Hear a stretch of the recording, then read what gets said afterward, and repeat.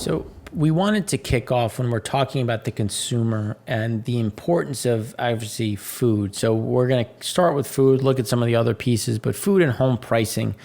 I tweeted about it before, and I'm just going to pull up that tweet just because I think it's important when we look at what are some of the shifts that are happening. So USDA holds its food inflation estimate at 8.5% to a 9.5% range.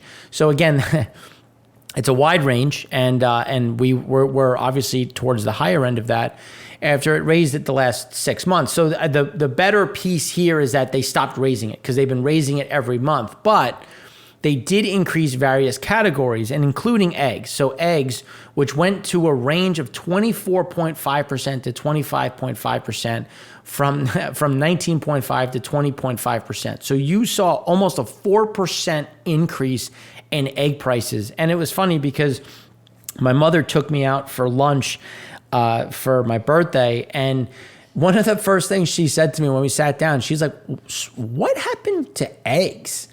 And I just started laughing because, and again, my mother, my parents, they've done well. They're empty nesters. They don't have the same type of scrimp and scraping that all parents and new parents have, and those that are trying to put their kids through school. And it was just funny because, and it wasn't that she was like, "Oh, I stopped buying eggs because of it," which some people are, and that's a problem, or they're not buying because they can't afford it. But it's just, she was just interested. She's like, "What happened? Like, why did it increase?" Because it's a noticeable number. And I know people were asking me about shrinkflation, and my wife joked about it because she had bought some pasta at BJ's, and she was like, "I didn't even think anything of it." Then I got home and I went to go make it because she was doing a recipe for dinner. And she realized she needed 2 boxes because it was no longer a pound. And that's, again, that shrink. But she didn't notice it. Like, the packaging looked the same. She was like, it felt a little bit lighter, but what do? You just pick it up and throw it in the cart. And that's the shrinkflation. That's can you notice it? Because as my mother brought up, like, what happened with eggs? Because she noticed that price. So, and she typically shops in a lot of the, BJ's or Costco type stores. So you're also seeing, instead of 24, is it 18 eggs? And you could start to see some of that shrinking. But when you look at just how small can you make the package before people recognize, that's a way to defer some of that shock value. But again, that's why the CPI weighted amount on food is going higher. As we talked in segment 1, we have prices going up for fertilizer, all of these key pieces that make it a huge problem. That is not going away. And I think that is going to become and remain a big overhang at this point. So when you look at customer traffic, a subcomponent within the National Restaurant Association Performance Index has slipped into contraction territory for the first time since February 2021. So it just means that less people are going to restaurants. You can see it's just, it waffles. And we're right at levels that we saw in 2016, 2017, 2018. It's just showing you trend where people are just starting to not go out as much. And again, it's hard because people will say, "Well, that's not happening by me," and it may not be happening by you, but it's at 98 versus 100.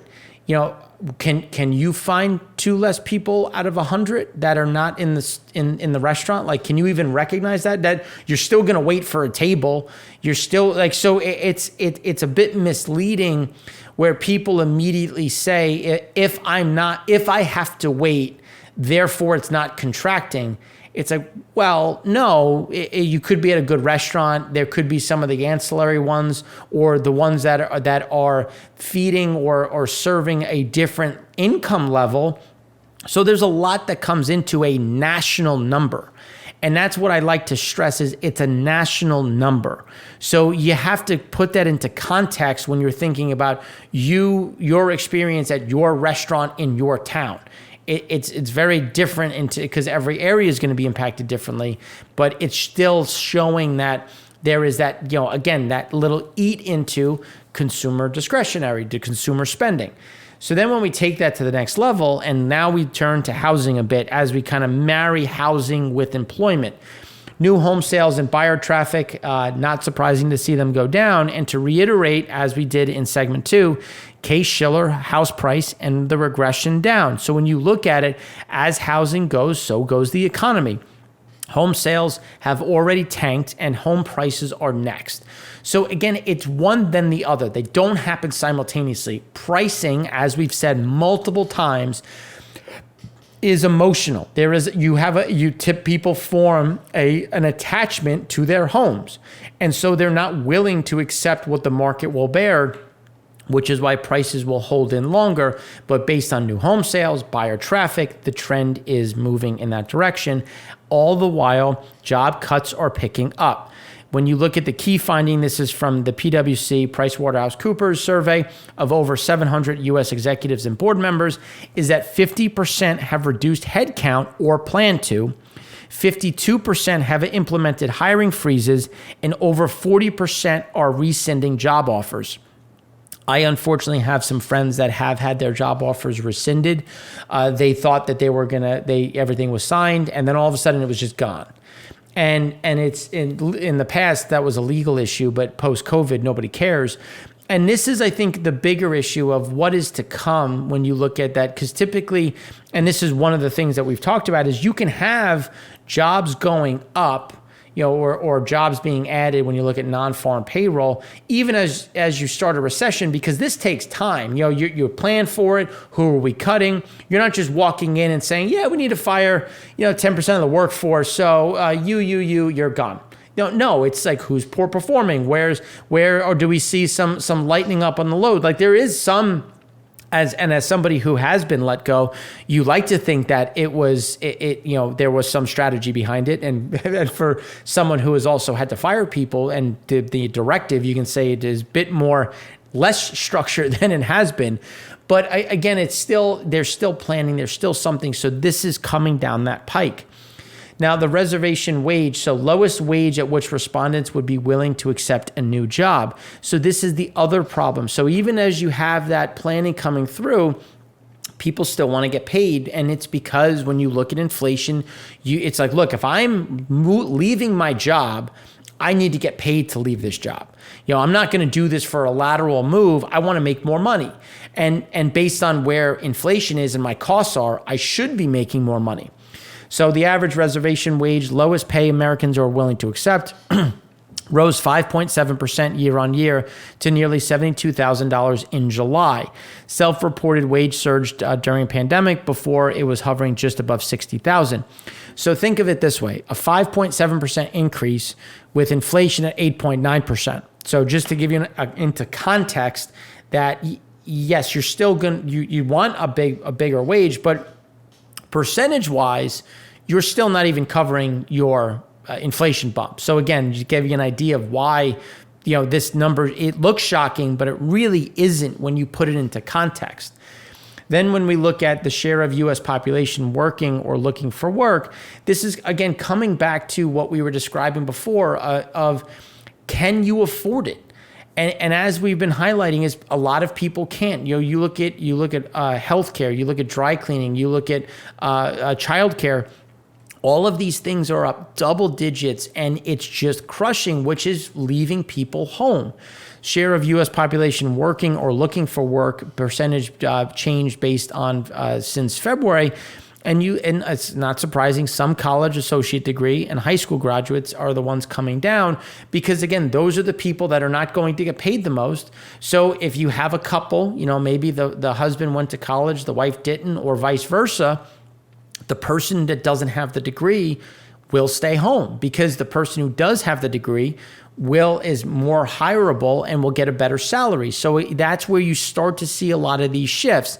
And again, that's just one scenario. If we had more time, and we're already at 9 minutes and I've already been talking for an hour, there's a lot of things that we could highlight. But again, there's a lot of these overhangs which continue.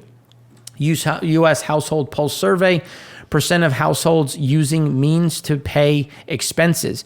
Credit cards, borrowings, and deferring payments continues to rise. So that's over 28% now. Savings accounts and or selling assets is at 16%. So the pain is continuing. And that's where if you look at how rapid that move went up, how we've had a huge surge up, that is becoming a huge issue, which again is also going to result in less spending. Inventories at major U.S. retailers. Now, remember, the inventory was a big shift. Key theme remains that inventories have swelled at large retailers. Many pandemic beneficiaries face less demand, with spending broadly shifting away from goods. And that's why when you look at discretionary demand, which has bounced, durable demand, which, and again, they're going to collapse into each other, but they're going to meet somewhere in the middle. And this is something where retailers are showing it, and you're going to start to see those cuts, again, push into the margin. Existing one-family homes, median home price growth is cooling, but still strong. So again, it's coming down, but it still went up so egregious that even as it falls, it's still high. So median price of existing single-family homes was up 10.6%. And think of it that way. It was only up 10.6% from the peak of 26.1. So there's still so much further to fall in terms of where this could go, but still greater than the pandemic peak, which was in a range of 8%. So again, that's why we continue to talk about that pressure to the upside. Listings had so 8% of listings had price drops. But when you look, U.S. pending home sales index is down 22.5%. So a decline in new listings means buyers have fewer homes to choose from, allowing sellers to maintain their list price. Sellers are pricing their homes more, sellers are pricing their homes more realistically. Pending home sales fell by 22.5% in July, which is among worst readings in history and in line with declines following the great financial crisis. So we've had obviously that huge shift up, but now you're getting that huge shift down, and it's just going to be a matter of where do we normalize. And one of the things that we've been talking about is we normalize at a much lower rate, at a much lower area, which again is just going to show some of the pain that we've seen in the housing market. And home price index. So the new home supply, and there's been a lot made on this. And the thing is, as the home price index falls, inventory inherently goes up. So now we have inventory that's at 10.9 months after being at the lowest ever. And that's what we've been trying to talk about is we have a huge amount of construction. So if you take in that construction, we have the most housing availability in history if everything was completed at once, which we know is not possible. And some of that may not ever be completed. Some of it may already be sold and in the numbers. So not all of that is available for sale. But you get an idea of how skewed the numbers can be and why, with just the simple ratio of an adjustment of numerator denominator, you can get a lot of housing, of volume or supply, which is why I've always tried to discount that home supply number a bit, because I think people can make a lot out of it, even though it's not as meaningful. Distribution of outstanding primary residential mortgages. And I should say, it's not that it isn't meaningful, but it's just that it can pivot on a dime. And so when you point to that and say that's going to support pricing, but we know it can pivot. So if that was supporting prices to the upside, when you get a huge amount of new supply, well, shouldn't that support it to the downside? And again, that's where you get some of that discount. But anyway, 73% of homeowner mortgages are less than 4%, which is a great reason to stay put. And when you start looking at they often have such a small remaining balance. So then when you look at people that have a high interest rate and they don't refi, it's like, well, we have a fairly small balance, so why would you incur the refi cost? And this is what we were talking about before of this kind of locks you in that home because you have such a good rate, you paid above market, but you have such a low rate, so why move? Which is also going to take some of that additional supply off the market because you're not going to get a similar churn. U.S. pending home sales, July pending home sales came in at -1% versus the estimate of -2.6%. Midwest led declines with 2.7% drop. West outpaced all regions at 2.2% gain.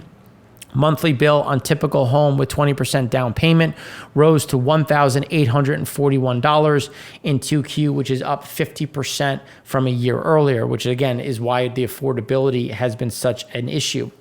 Convergence occurring for inventory components with New York Fed and the Philly Fed. So when you look at all of these things, housing slowing, people not, costs going up, people trying to adjust, you're going to get some of these surveys and the inventories. And again, this all leads back to the consumer and how are they going to spend? How are they going to continue to structure?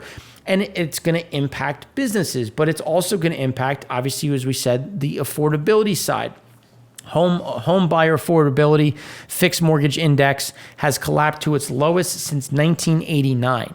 So again, it's hard for people to manage an increase in or sustain another increase in prices when you have an affordability so low, unless we're going to get these massive increases in wages, which again, not something that we think is going to happen. Pandemic boomtown. So pandemic areas that were the biggest beneficiaries, areas with growth during initial phase of pandemic, seeing slowdowns in sales. In Boise, 70% of homes for sale dropped asking price in July, more than double 30%. Again, as what goes up must come down. And here's just some examples. U.S. new family homes sold. So brutal July for new home sales relative to expectations. Came in at negative 12.6%, versus the estimate of 2.5%.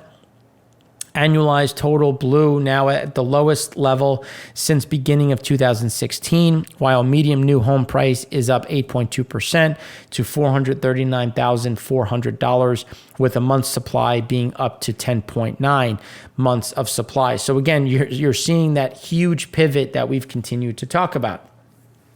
New privately owned housing units under construction, and this is units in buildings with 5 units or more, are at the highest level since the 70s. So when you look at the amount of building, you have a lot of new structures being built.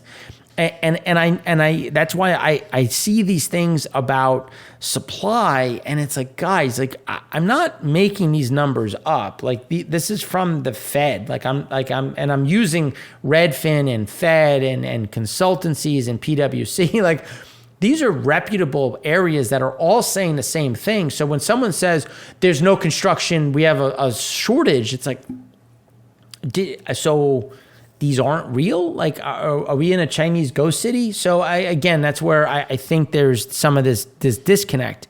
And then again, playing both sides, recent study argues that there is a shortage of 20 million houses, almost 7 times the annual growth in housing stock. But it's imbalanced. And if you look at some of where these movements are being addressed, and the amount of new construction. So when you look at shortage of homes, that's true. If you want to say that there's not enough homes right now, but what is under construction. And the under construction thing is what I think is missed when you're looking at some of these commentaries, which is why I do think that there is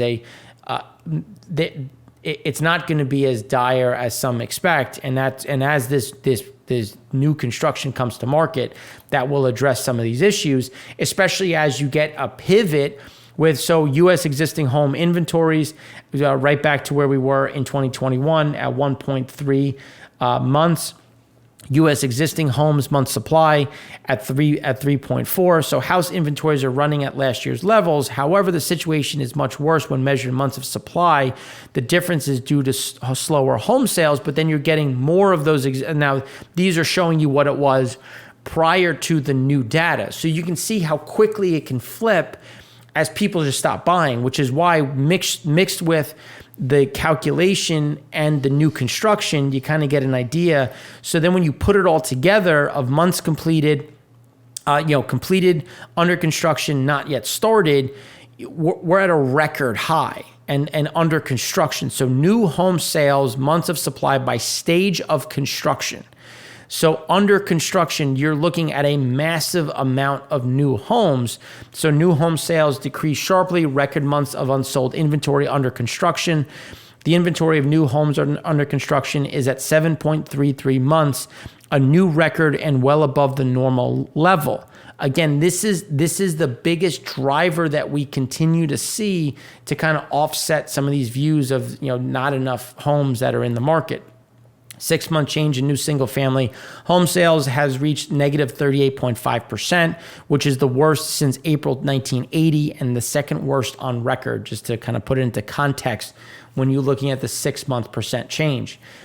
Vacant rental units as a share of total housing units by 4 regions. The South saw the steepest drop in available rental units since 2019, though the Northeast has the lowest absolute value. So again, you're seeing how when you can't buy anything, you're kind of stuck. People are going to stay in those rental units, and that will keep rental units fairly low. But we do have more units coming online. So again, you start to see some of that balancing act. Drivers of affordability change, income change, interest rates. So you're getting an idea of just what is impacting affordability. And that's where this tracks the actual, not the percent change. So it does not sum to change in index. So here you can see just the problems that people have with affordability going back through 2007, which is going to keep people significantly on the sidelines.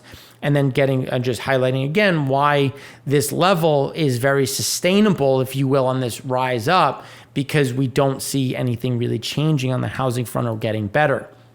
Signs of softer demand for large, nice-to-have remodeling projects. The first signs of shrinking backlogs for large, nice-to-have remodeling projects. High interest rates, inflation, and stock market volatility are taking a measurable toll on consumer demand for things, and this is typically looking at kitchen and bath, which is seeing some of those dips, which we had been talking about in general, where that backlog continues to shrink. Price reductions the last 3 months reduced 1 to 5%. So 54% of homes have reduced at least 1 to 5%. And as we've been saying, that's something that we think is going to continue. And then rounding it out with U.S. housing expansion length, single family permits. So you have the permits slowing, but a lot of this has already been sanctioned. So again, we've had 10 years of expanding permits, which is coming to production, being built. And again, that leads to more capacity in the market, even as buyers dwindle, again, putting some of that supply back on the market. So that rounds out the U.S. In the next segment, we're going to go deeper into Europe and some of the things that the ECB is going to do.